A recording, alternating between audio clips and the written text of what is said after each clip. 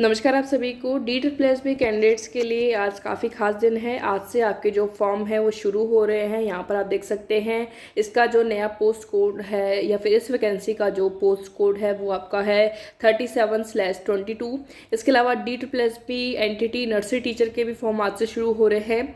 तो यहाँ पर अगर आपने पहले जो वैकेंसी थी 2020 वाली 92/20 का एग्ज़ाम नहीं दिया है या फिर अगर आप चाहते हैं कि उसका पेपर आपको मिले, जैसे कि आप उस पैटर्न के अकॉर्डिंग तैयारी करना शुरू करें, तो इसके लिए आप हमारा जो टेलीग्राम चैनल है जो कि तभी से ही चल रहा है, D++ की जो पहले वाली वैकेंसी आई थी लाइब्रेरियन की, और काफ़ी सारे कैंडिडेट जुड़े हुए हैं, लगभग 2000 के आसपास। साथ ही साथ ग्रुप में भी अलग से कैंडिडेट्स हैं। काफ़ी सारे ऐसे कैंडिडेट भी हैं जो कि सेलेक्टेड हैं। अब यहाँ पर हम बात कर लेते हैं, उनसे भी आप फर्दर डिस्कस कर सकते हैं और गाइडेंस ले सकते हैं। और लाइब्रेरियन का जो फॉर्म है वो आपको इस ऑफिशियल वेबसाइट OARS जो है आपका D++ भी ऑनलाइन सर्च कर लेना। यहाँ से आपको रजिस्ट्रेशन करके आपको जो है यहाँ से फॉर्म फिल कर देना है। ये आपकी वेबसाइट है, ऑफिशियल वेबसाइट है D++ की फॉर्म फिल करने की। अब यहाँ पर हम बात कर लेते हैं इसका एग्जाम पैटर्न और इसके पुराने पेपर जो है आप किस तरह से डाउनलोड करेंगे, क्या तरीका रहेगा, साथ में इसका एग्ज़ाम पैटर्न कैसा है और आप किस तरह से अपनी तैयारी जो है शुरू कर सकते हैं। तो ये आपका D++ लाइब्रेरियन का पेपर है जो कि आपका 25 नवंबर 2021 को हुआ था। शिफ्ट आपकी रही थी 4:30 से 6:30 के बीच में। 2 घंटे का आपका पेपर होता है और यहाँ पर आपको section A section B basically देखने को मिलते हैं और सभी सेक्शन आपके जो हैं 10 उसमें पार्ट बने हुए होते हैं। 20-20 सेट आपके बने हुए होते हैं। ए में आपके 5 पार्ट देखें तो, और बी के जो 100 क्वेश्चन होते हैं आपके लाइब्रेरी साइंस के, वो भी आपके 20-20 के सेट में ही बने होते हैं। आपको 20 पहले सबमिट करके नेक्स्ट में आप जा सकते हैं। और 20-20 से जो सेक्शन ए की हम बात करें तो आपका रीजनिंग का होता है, मैथ्स का होता है और साथ में आपका जीके का, हिंदी इंग्लिश का, और बी आपका जो है वो बेसिकली किस पे होता है, आपका लाइब्रेरी साइंस सब्जेक्ट कंसर्न पर बेस्ड रहता है।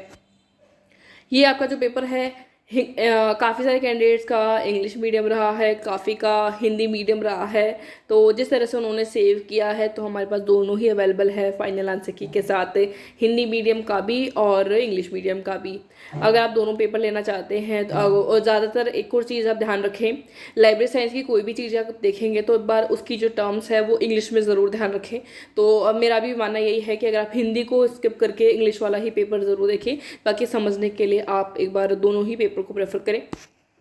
इसका लिंक मैंने डिस्क्रिप्शन बॉक्स में दे दिया है, जहाँ से आप जो है उस लिंक से डाउनलोड कर सकते हैं और वहाँ पर आपको दोनों ही पेपर प्रोवाइड किए गए हैं। साथ में स्टडी मटेरियल, नोट्स और जितने भी ऑथेंटिक बुक्स के सोर्सेज हैं जो ऑनलाइन अवेलेबल है, फ्री हैं, ऑथेंटिक सोर्सेज की हैं, वो आपको पहले के भी लिंक मिल जाएंगे। काफ़ी सारी PDF आपको टेलीग्राम पर भी मिल जाएगी, बाकी अभी और शेयर कर दी जाएंगी, तो टेलीग्राम से जुड़ना बिल्कुल ना भूलेगा। तो ये पूरा पेपर है और ये आपका हिंदी मीडियम में ये किसी कैंडिडेट ने शेयर किया हुआ है यहाँ पर, और बाकी जो इंग्लिश मीडियम का ये पेपर यहाँ पर अवेलेबल है। और ये जैसे क्वेश्चन इसके सेक्शन ए के आपके ये जो भी चल रहे हैं ये 20 तक के आपके हैं, जीके के, जनरल अवेयरनेस के हैं। और यहाँ से आपके शुरू होते हैं जैसे कि आपके अर्थमेटिक एबिलिटी की, मैथ्स की अगर हम बात कर लें, और ये भी इसके भी आपके 20 क्वेश्चन होंगे।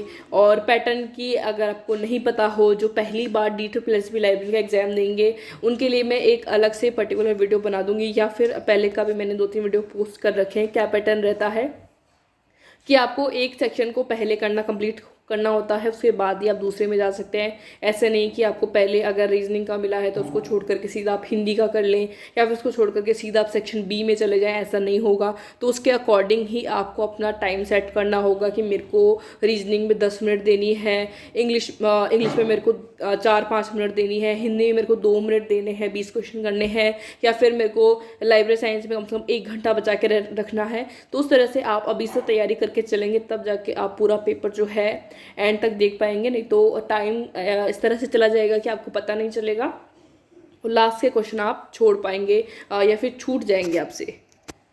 तो ये तो आपका पैटर्न रहता है। इसके अलावा अब हम देख लेते हैं कि मोटे तौर पर इसका पेपर का जो पैटर्न में सिलेबस क्या रहता है। तो यहाँ पर अगर आप देखें, एडवर्टीजमेंट जो दिया हुआ होता है उसमें आपको सेक्शन ए का जो सिलेबस है वो मेंशन किया हुआ होता है कि इसमें ये चीज़ें पूछी जाएंगी, ये टॉपिक रहेंगे, लेकिन सेक्शन बी का आपको कोई सिलेबस नहीं दिया होता।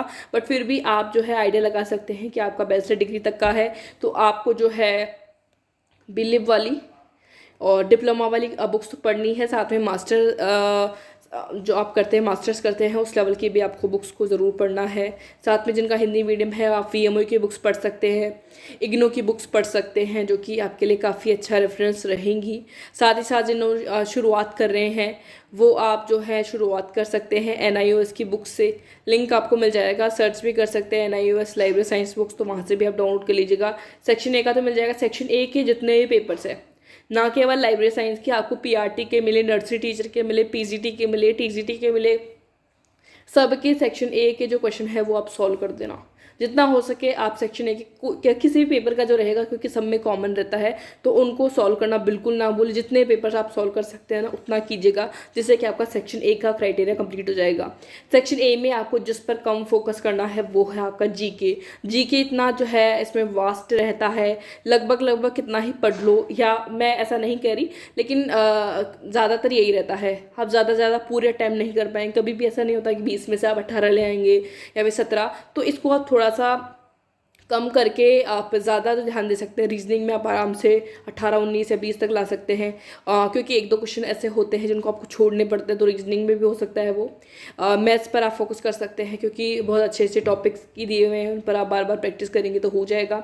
हिंदी आप बढ़िया से अच्छे से कर सकते हैं, इसमें आप जितने पेपर्स करेंगे उनको भी अगर आप कर लेंगे तो आपका जो है पैटर्न बन जाएगा और बढ़िया आपकी तैयारी हो जाएगी। हिंदी में आप आराम से 19 से 20 जो है ला सकते हैं।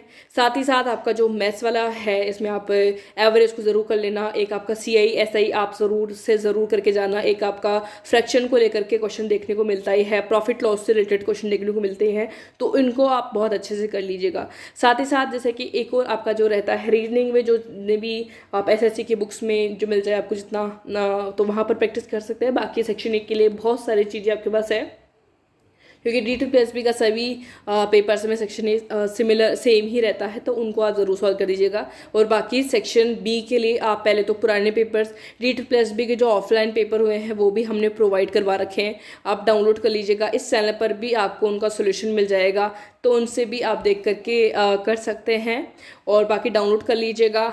और ये जो रहता है कि आपके पुराने पेपर जो अभी 2021 वाला जो 25 नवंबर को हुआ जो हम देख रहे हैं, उसको आप डाउनलोड कर सकते हैं। लिंक आपको दिया गया है डिस्क्रिप्शन बॉक्स में। इनकेस आपको डाउनलोड नहीं हो पाता है तो आप हमारी जो टेलीग्राम ID मेंशन की हुई है वहाँ पर मैसेज कर सकते हैं तुरंत ही, वहाँ से भी आप जो है PDF प्राप्त कर पाएंगे। तो दोनों ही लिंक मिल जाएंगे। बाकी आप जो है टेलीग्राम चैनल से जुड़ करके भी और जानकारी ले पाएंगे। बाकी तो ये शुरुआती वीडियो है, बाकी और भी चीज़ें आपको देखने को मिलती रहेंगी। तो ये तो रही हमारे जो है शुरुआत हो रही है आज से आपके ऑनलाइन एप्लीकेशन फॉर्म की, तो आप अपना फॉर्म जो है फिल कर सकते हैं। बाकी क्वालिफिकेशन को लेकर के कोई भी क्वेरी हो तो आप कमेंट सेक्शन में बता दीजिएगा। Thank you. आज के इस वीडियो में इतना ही।